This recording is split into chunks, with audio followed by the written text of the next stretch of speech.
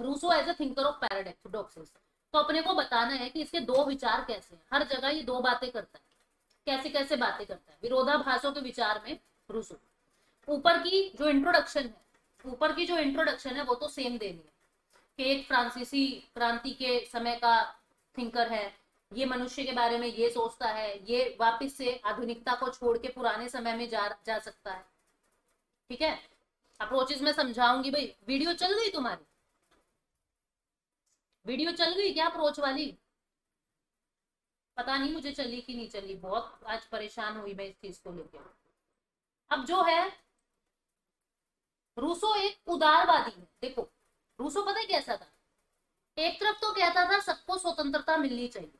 वो क्या कह रहा था, सारे पुराने समय में चलो जहां कानून नहीं थे, सारे पुराने समय में चलो जहां कानून नहीं थे, यानी जहां सब स्वतंत्र थे। एक तो ये यूं कह रहा है, फिर खुद ही ये कहता है ये तो पॉसिबल ही नहीं है हम पुराने समय में चले जाए। तो हमें क्या करना चाहिए, अपनी स्वतंत्रता ना हमें राज्य को दे देनी चाहिए, और वो राज्य फिर आपकी स्वतंत्रता का ध्यान रखते हुए आपको सुरक्षित करेगा। मतलब एक तरफ तो इतनी स्वतंत्रता की बात करता है, और दूसरी तरफ ये राज्य को कह रहा है कि सारी सारी पावर राज्य के हाथ में दे दो।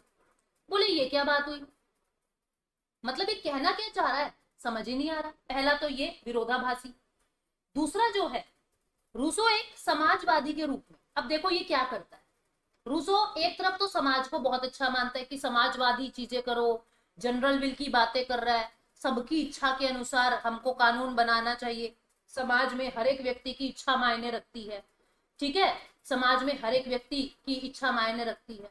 और एक तरफ ये कहता है कि प्राइवेट प्रॉपर्टी जरूरी है, निजी संपत्ति रखो। तो भाई तू क्या कहना चाहता है, निजी संपत्ति रखें कि चीजों को सामाजिक बनाए, क्या करें, क्या करें? ठीक है, समझ रहे हो कि क्या करें हम, कि हम निजी संपत्ति रखें या फिर सामाजिक कर दें चीजों को? नहीं समझ आया। तीसरी चीज क्या है, ये क्या कहता है, कभी तो कहता है लोकतंत्र अच्छा है, प्रत्यक्ष लोकतंत्र को अच्छा करता था।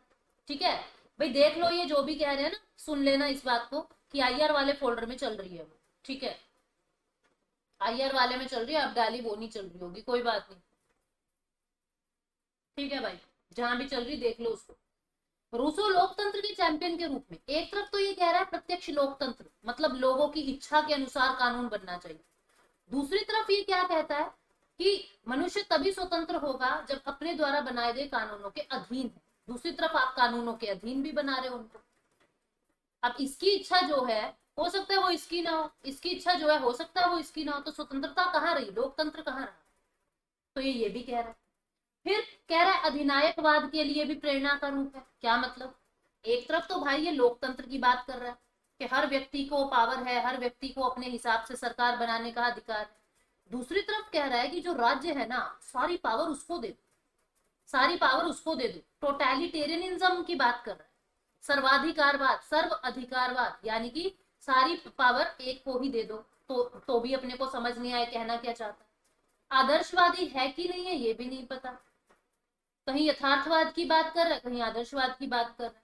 तो इसके जो विचार है ना वो विरोधाभासी है, अपनी ही बात को काट